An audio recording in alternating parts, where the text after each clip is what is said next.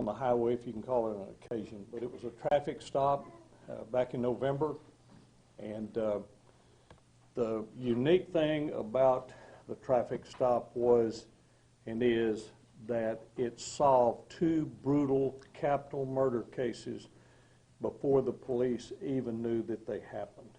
And so, Jeremy, if you'll stand up here with me for just a minute. And I would like to take this moment to recognize Deputy Jeremy Boast for his actions that led to the arrest of two capital murder suspects on November 17, 2019. Deputy Boast has time and time again shown his dedication to the Sheriff's Office. Deputy Boast has served the citizens of McLennan County as well as the Sheriff's Office in a fashion that truly shows his passion and dedication for law enforcement. Deputy Boast's hard work should be an example for all who are employed with the Sheriff's Office on what the term serve and protect truly means. So on November 17th, 2019 at approximately 21:06 hours, Deputy Boast conducted a traffic stop on a black Dodge four-door bearing such and such license plate. This was in the southbound lane of I-35. At that time, when Deputy Boast approached the car, he sensed something wasn't right. And so he noticed a bloody knife in the front seat of the car, and that was the first big red flag. Another car pulled up in front of that vehicle.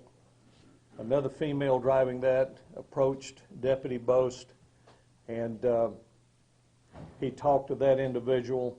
He observed blood on that individual, so much blood it had pooled between that woman's toes. It had gone down in her shoes. He knew something bad was wrong at that point. He called for backup. Our deputies came to the site on the highway, and inside the car, I think they got a consent to search, they found a wallet that had an individual, a gentleman's name. It had his driver's license, credit cards, a lot of information on him, and an address in Plano, Texas.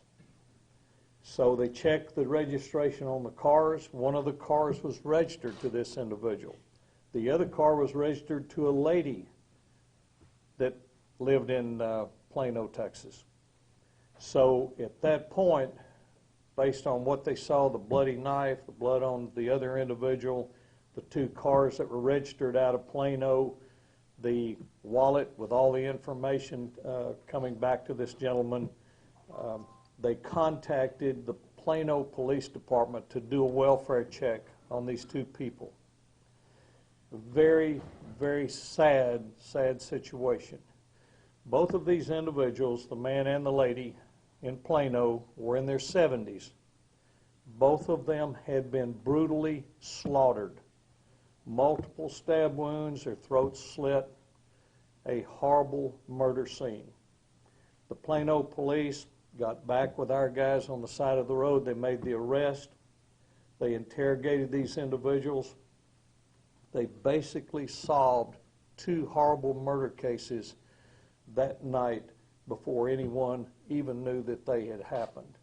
The Plano police have been extremely complimentary of Deputy Boast and the other officers who were out there that night for the case that they put together, their interviews on these two individuals, these two brutal murderers. And excellent police work along with a lot of luck. There was a lot of luck involved in this. Had the second car not stopped, they would have been long gone. Had Deputy Bose not stopped this car on a routine traffic stop, driving erratically, changing lanes, probably, not possibly, but probably more people would have been killed. These were cold-blooded killers. They had just killed possibly 2 hours before.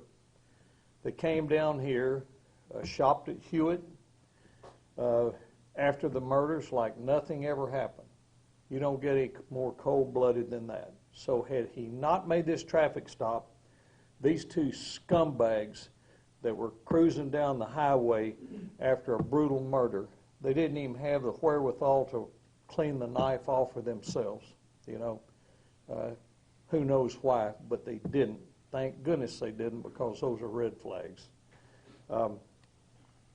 We believe that Deputy Bose's actions that night and the actions of the other officers or other deputies that showed up and backed him up probably prevented several other murders.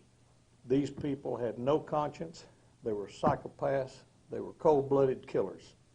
And so I just want to compliment Deputy Bose on the job you did out there. This probably is the ultimate traffic stop. We get drugs, we get this and that off these traffic stops. Deputy Bose and one of our other deputies are canine officers. They have their dogs out on the highway every day and night, and they're working hard trying to stop these individuals that are breaking the law.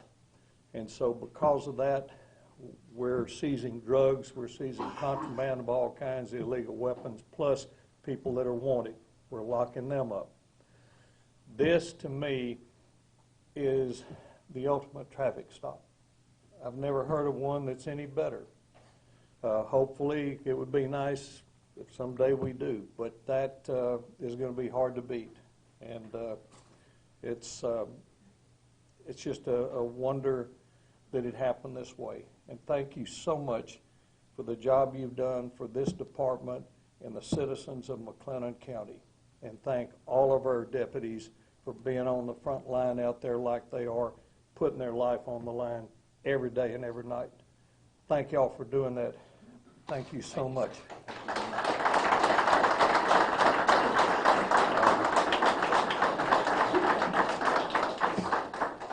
And what a crowd. Thank y'all so much for being here. This is really cool. We have a presentation. Joseph, you want to come up? This is what our Criminal Investigation Division, we get over where you can see it. It's made for Deputy Bose, and you have not seen this yet, have you? What do you think of this? I look good. This is so cool.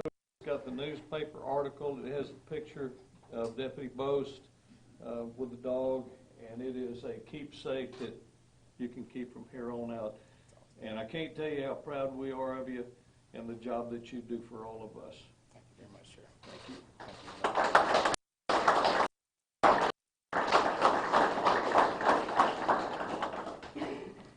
That's awesome.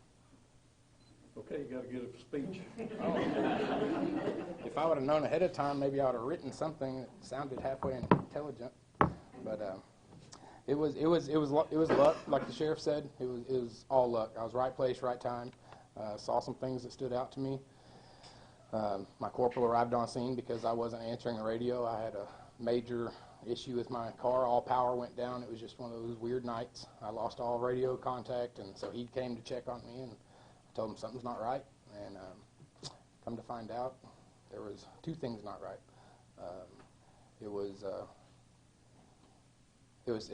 I'm still speechless really about what occurred and how it played out. You know, when we got the phone call from the Plano detectives and they located two bodies, it was unreal to me. I couldn't have done it without the help of the guys that showed up to assist me, CID, our Criminal Investigative Division, coming out to help, and the Plano investigators for following up with that welfare check that we called in. Talked to several people who said, you know, that's probably your career bust. You will never find anything better. And my only response is, I'm going to try. So that's pretty much all I have, though.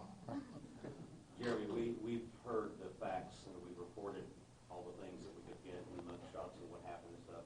What I want to know is your feeling and your thought, what's going through your head when you're looking inside that car and you see that knife and you're looking at this lady and what is her reaction? What are you feeling at that moment? So the knife that was in that vehicle, the driver,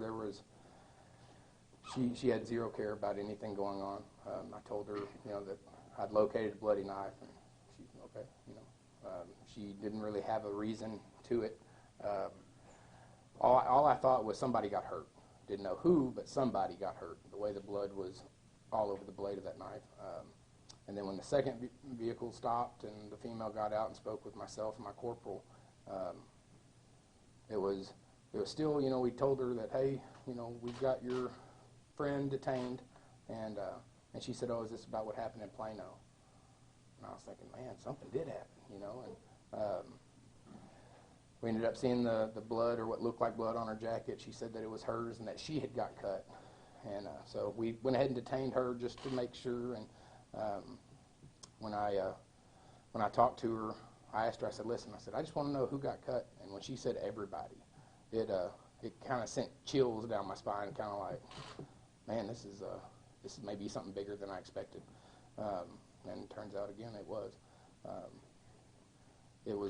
I can't really tell you what was going through my head other than what did I just get into, which happens a lot, not to this level, but a lot of times I don't say get in trouble, but I sometimes get in trouble by my wife for not making it home on time because I don't have blinders, and I make a traffic stop on the way home and get into something where I had no intention of getting into, just doing my job.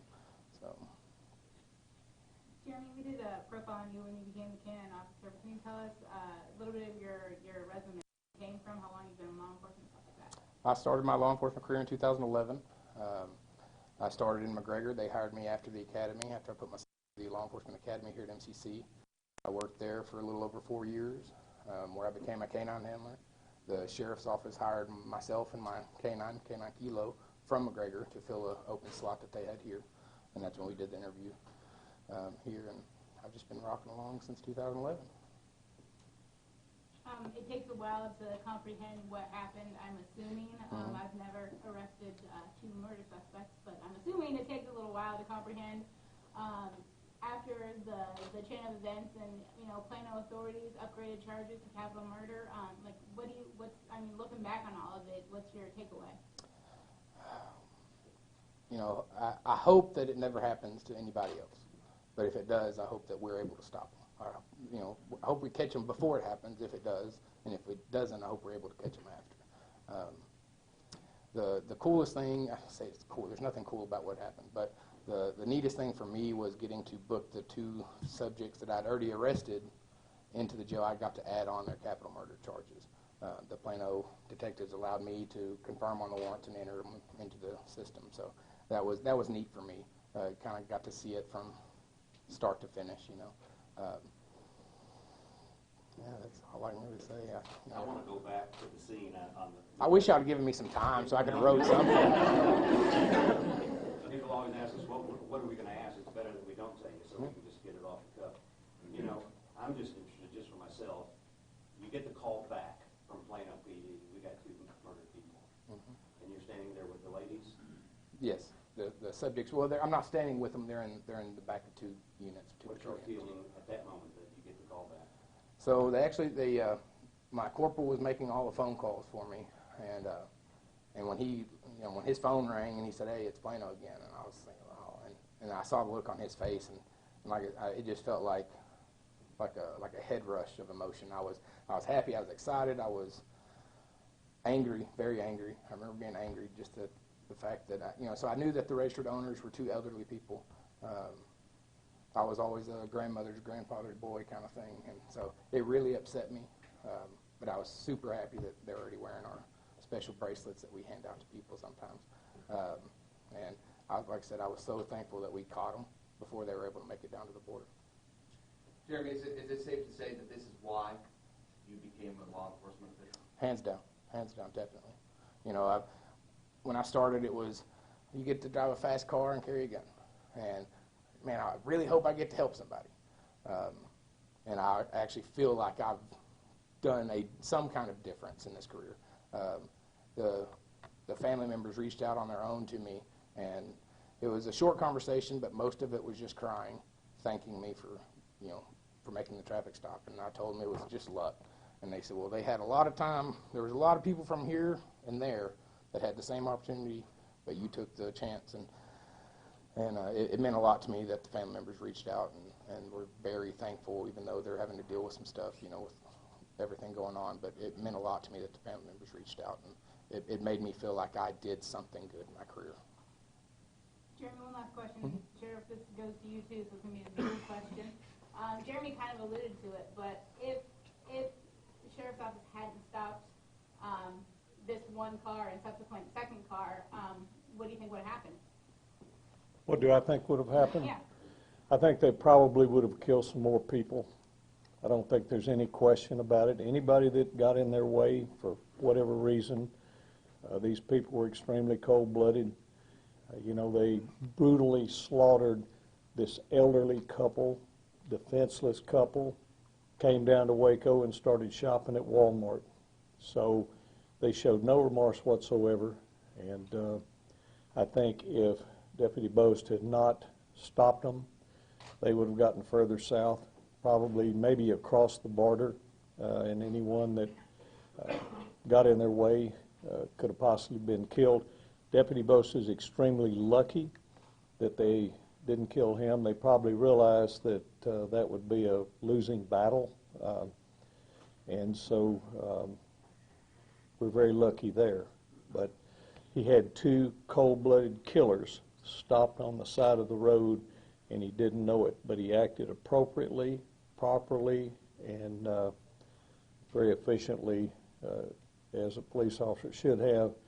And that's why he's standing here today. And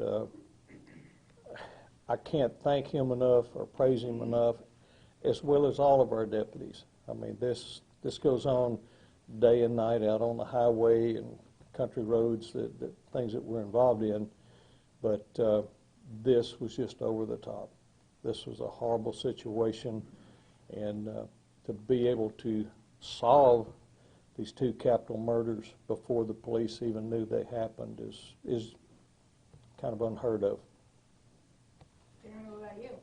What do you think would have happened? Honestly, I think that, like the sheriff said, if anybody came in front of them and tried to stop them from getting back to their destination, it could have ended poorly for them, for the individuals trying to intervene.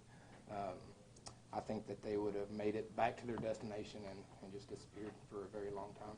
And the family and Plano, PD, a lot of people would have a lot of questions as to what happened to the two elderly subjects that we found.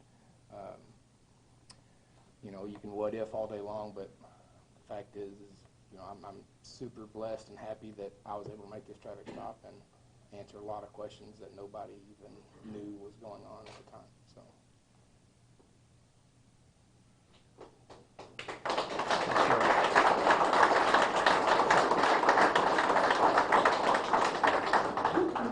Let's see the plaque again. Oh, I'm sorry. I mean,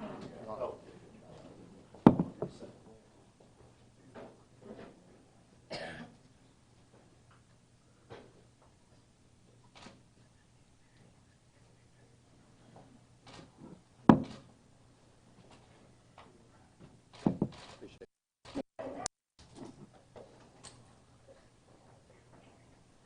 Everybody good? All right.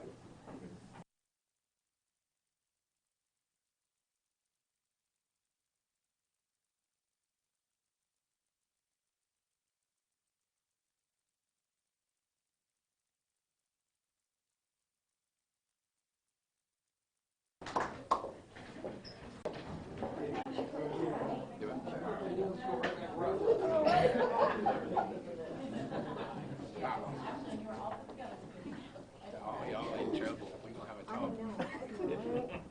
Yes, you did know.